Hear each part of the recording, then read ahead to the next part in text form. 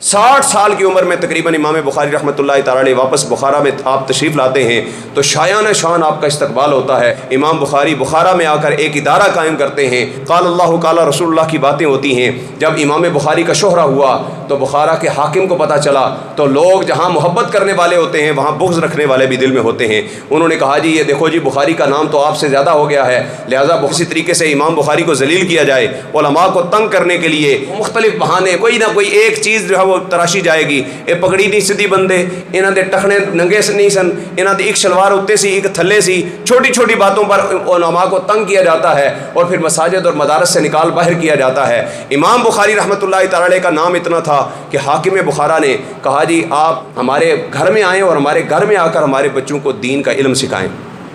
तो इमाम बुखारी रहमतुल्लाहि तआला अलैह ने फरमाया मैं हुजूर के दीन को अमीरों के दर पर जाकर जलील नहीं करना चाहता, अगर दीन सीखना है तो फिर चल कर मेरे पास आना पड़ेगा। हाकिम बुखारा ने कहा कि ठीक है आपकी शर्त मान लेता हूँ, मैं बच्चों को आपके पास भेजूँगा, लेकिन जब मेरे बच्चों को आप पढ़ाएंगे उस वक़्त कोई और जो है वो उनके साथ बैठना नहीं चाहिए।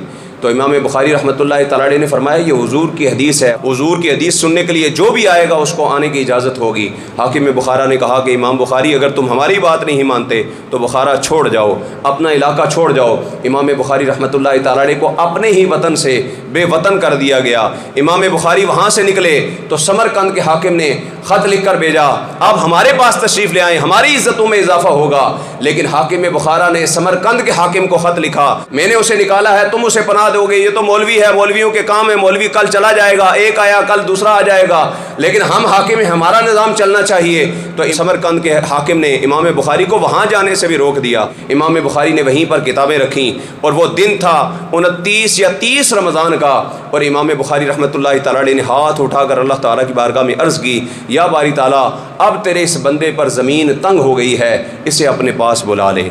इमाम बुखारी रहमतुल्लाहि तआला अलैह के ये अल्फाज, ये दर्दमंदाना अल्फाज, ये उस हस्ती की बात आपको बता रहा हूँ जिसने इस उम्मत को वो किताब दी है जो कुरान के बाद सबसे सही तरीन किताब है। वो किताब लिखने वाला शख्स अपने वतन से बेघर होकर मर रहा है, बेघर होकर उनका विसाल हो रहा है। एक घर से वतन से भी निकाला गया, दूसरे में भी दाखिल नहीं होने दिया गया, और अल्लाह की बारगाह में हाथ उठाकर दुआएं की। उधर लोग चांद देखने का इंतजार कर रहे थे और इमाम बुखारी रहमतुल्लाहि तआला अलैह यकम शवारुल मुकर्रम यानी ईद के दिन इमाम बुखारी रहमतुल्लाहि तआला अलैह का बेवतनी की हालत में विसाल हो गया, बेवतनी की हालत में आपका विसाल हो गया। और वहीं पर हज़रत इमाम बुखारी रहमतुल्लाहि तआला अलैह की तदफीन की गई। लेकिन अल्लाह की बारगाह में जो मकबूल होते हैं अल्लाह उन्हें क्या शान अता फरमाता है। इमाम बुखारी को कब्र के अंदर दफन किया गया, जो मट्टी ऊपर डाली थी इतनी खुशबुएं कि हज़ारों मीलों तक उस मट्टी की खुशबू फैलना शुरू हो गई। इमाम बुखारी रहमतुल्लाहि तआला अलैह को जिस कब्र में दफन किया था उसकी मट्टी भी खुशबुओं से मुअत्तर होगी। अल्लाह तबारक व तआला ने इतनी खुशबुओं से मुअत्तर कर दिया। इमाम बुखारी रहमतुल्लाहि तआला अलैह के मानने वाले बरकत के लिए इमाम बुखारी रहमतुल्लाहि तआला अलैह की कब्र की मट्टी उठा उठा कर ले जाना शुरू हो गए। ट्रकों के ट्रक यूँ समझे के उठेले जाते, रोज़ मट्टी उठा लेते, फिर मट्टी डाली जाती, फिर उठा लेते। जो ताज़ी मट्टी डाली जाती अल्लाह उसके अंदर भी खुशबू पैदा कर देता। और फिर आखिर जंगला लगाया गया कि कोई आपकी मट्टी को जो है वो उठा ना सके। लोगों ने जंगला भी उठा दिया। फिर पहरे लगाए गए, हाकिमों ने पहरे लगाए कि पहरा लगाया जाए, इमाम बुखारी रहमतुल्लाहि तआला अलैह की कब्र जो है वो सलामत रहे, और पहरा रखा गया। फिर भी लोग जो है वो आते और आपकी कब्र से मट्टी को उठाते।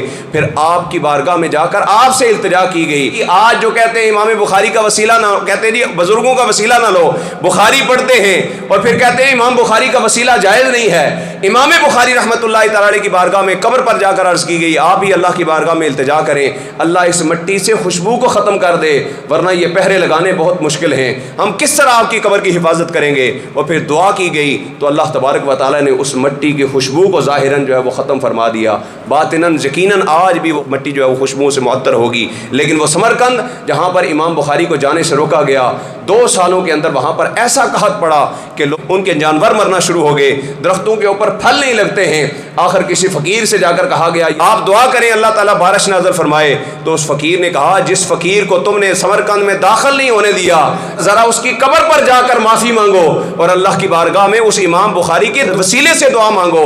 اور پھر وہ لوگ ان کی قبر پر گئے, جا کر امام بخاری کے وسیلے سے دعا مانگی. کوئی آثار بارش کے نہیں تھے, لیکن امام بخاری کے وسیلے سے اللہ تبارک و تعالیٰ نے سمرقند کے اوپر رحمتوں کی بارش کا نزول فرما دیا. یہ امام بخاری رحمۃ اللہ تعالیٰ علیہ ہیں. حضرات وقار, یہ ہمارے بزرگ ہیں, یہ اسلاف ہیں.